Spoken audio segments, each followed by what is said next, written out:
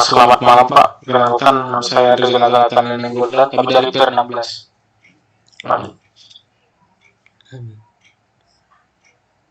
Dan Kau saya perkenalan, dan langsung per 16 anjing. Ulang. Pilihlah katnya. Coba lah. perkenalkan Pak, kami dari PER 16, nama saya Rizal Nathan Nenenggolan, NIM 17. Dan nama saya Fernando Silitonga, NIM 2.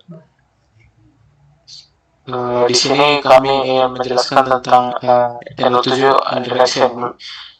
Untuk menyelesaikan persoalan yang akan mengasah pengetahuan serta keterampilan Anda, kami untuk menerapkan konsep function dan interaction. Jadi case study-nya reputation drops mirip seperti channel 6 kemarin, cuma ini lebih dikelompokkan kemarin.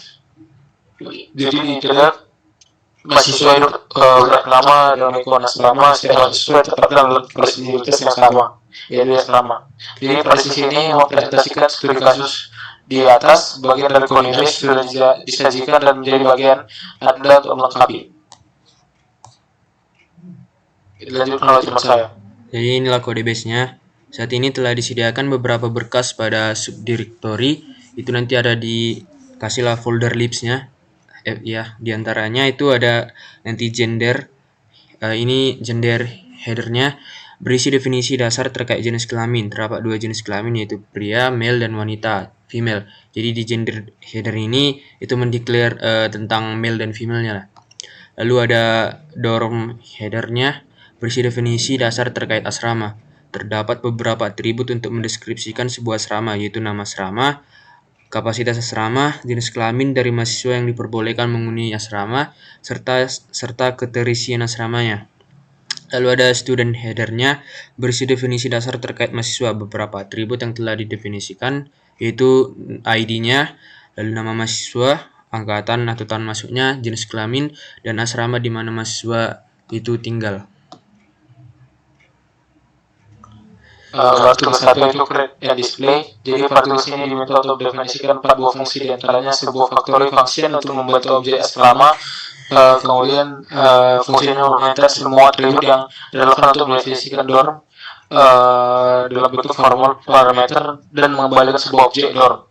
Sebuah faktor function untuk membentuk objek mahasiswa, student, fungsi ini menerima semua atribut yang relevan untuk mendefinisikan student dan parameter untuk mengembalikan sebuah objek student. Sebuah fungsi untuk mencari sebuah objek dorm, fungsi ini akan menerima sebuah objek dorm dalam membuat format parameter. Berikut adalah format keluaran yang diharapkan. Jadi nanti ada dorm nama asramanya, kapasitasnya, gendernya, terus apa penghuninya berapa. Jadi Kapernaum, kapasitasnya 3, jenis kelaminnya laki-laki, baru penghuninya ada berapa di dalam. Kemudian sebuah fungsi untuk mencetak sebuah objek student, fungsi ini akan menerima sebuah objek student dalam bentuk format parameter. Berikut adalah format yang diharapkan. Jadi ada ID, nama, tahun angkatan, gendernya tadi, baru nama dari asrama tadi. Baru tugas 2 dilanjutkan oleh teman saya. Lalu ada tugas 2 dorm assignment. Ini diminta untuk mengembangkan sebuah fungsi yang digunakan untuk menempatkan seorang mahasiswa ke dalam suatu asrama. Agar diperhatikan bahwa penempatan harus memenuhi 2 syarat berikut. Yaitu pertama itu asrama tujuan ditujukan untuk mahasiswa dengan jenis kelamin yang sesuai. Asrama wanita hanya boleh ditempati oleh mahasiswa wanita dan juga sebaliknya. Kapasitas asrama belum terpenuhi, syaratnya itu number of resident itu lebih kecil dari dorm capacity-nya. Lalu pada saat kedua, syarat tidak terpenuhi, maka penempatan mahasiswa dibatalkan. Untuk melakukan operasi penempatan, fungsi akan menerima objek student dan dorm. Selanjutnya gunakan fungsi tersebut pada ini yang kedua pada section yang telah ditentukan. Silakan untuk menjabarkan bagian yang rinci. Jadi berikutlah keluaran nanti pada YT07 ini jika kodenya seperti yang disyaratkan tadi. Oke, langsung saja kita ke kodenya.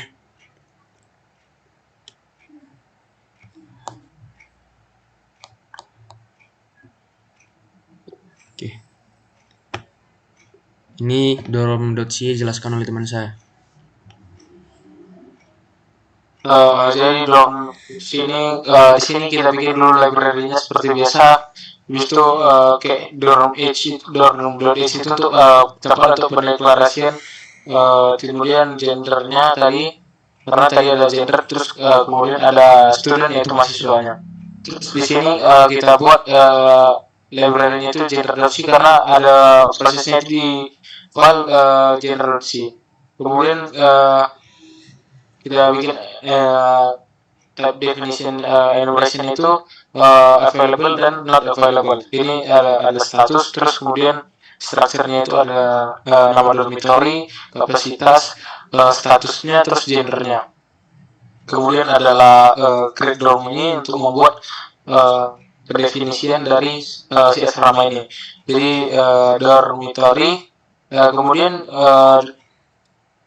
char malok itu kayak mengalokasikan memori untuk si dormitory ini, terus plus satu ini untuk penambahan strlen yang udah termasuk nul.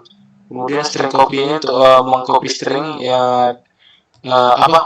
nama dari dormitory itu, terus kemudian kapasitasnya, pendeklarasiannya kapasitas, status, gender dan sebagainya. Terus return dorm ini untuk pengembalian nilai dari si nilai asrama itu sendiri. Kemudian void print dorms ini untuk mengeluarkan apa yang dormitory, hasil definisi dari dormitory itu. Printf dorms itu untuk output untuk i sama dengan 0, i kurang dari size i plus plus itu dorms array i status available itu jika statusnya available, kemudian jika statusnya jika gendernya itu laki-laki, kemudian maka akan mengeluarkan nama dari dormitory dan kapasitasnya. Jika gendernya sama dengan perempuan, maka akan mengeluarkan nama dari dormitorynya dan kapasitasnya. Jika statusnya tidak available dan gendernya laki-laki, akan mengeluarkan nama dan kapasitas asrama tersebut, dan juga sama seperti tadi yang perempuan juga.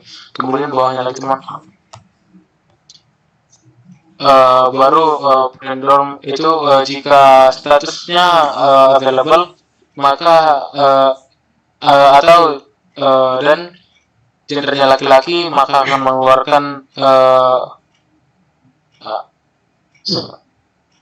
nama dormitory dan kapasitasnya sama seperti perempuan. Jika statusnya tidak available, maka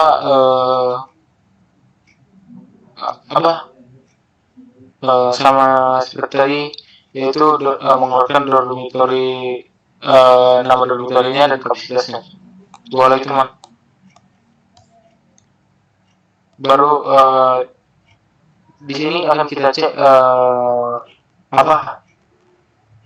pendefinisian dari tadi dari dormitorynya itu for integer i sama dengan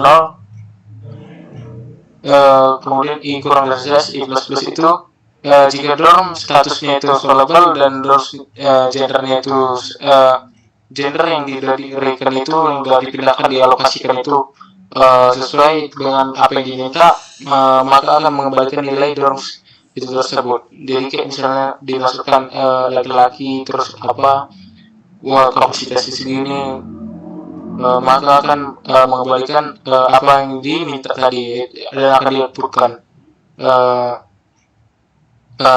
Baru default dorm misalkan membuat dormitory available dormitory ini jika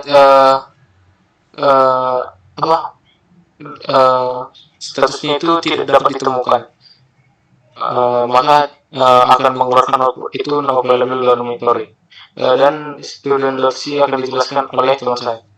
Jadi kita sini lanjut ke student.c, dan di sini juga seperti lihat juga agak banyak errornya karena banyak yang kami belum tahu apa ya, apa namanya, definisinya lah.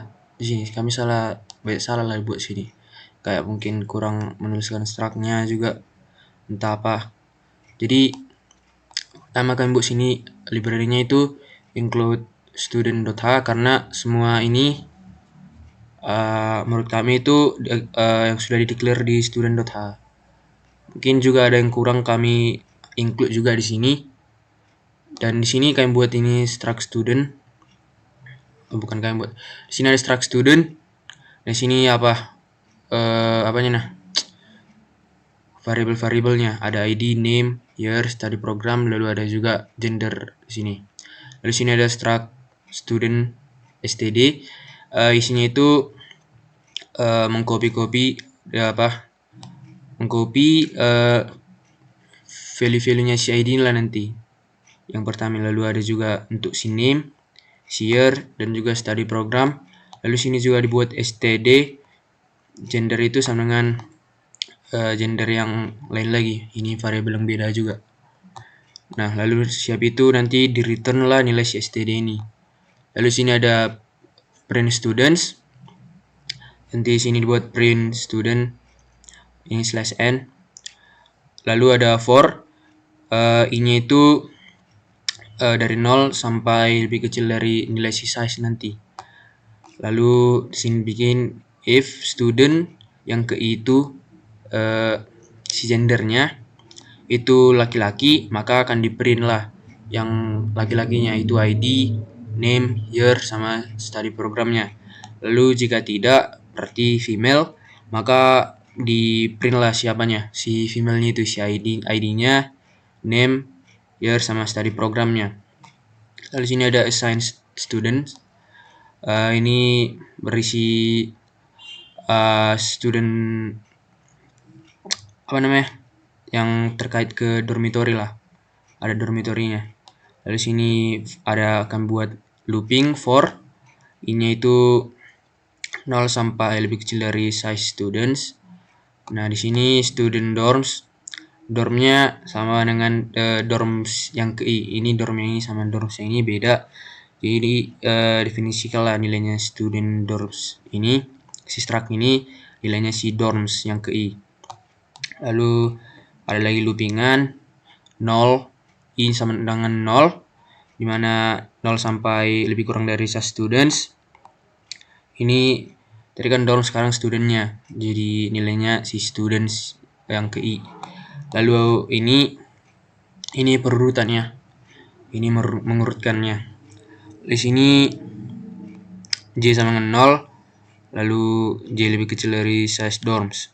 Lalu di sini dibuat if student struct dormnya ini capacity itu lebih besar dari student dorms yang dorm resident, maka nanti student dorms residennya ini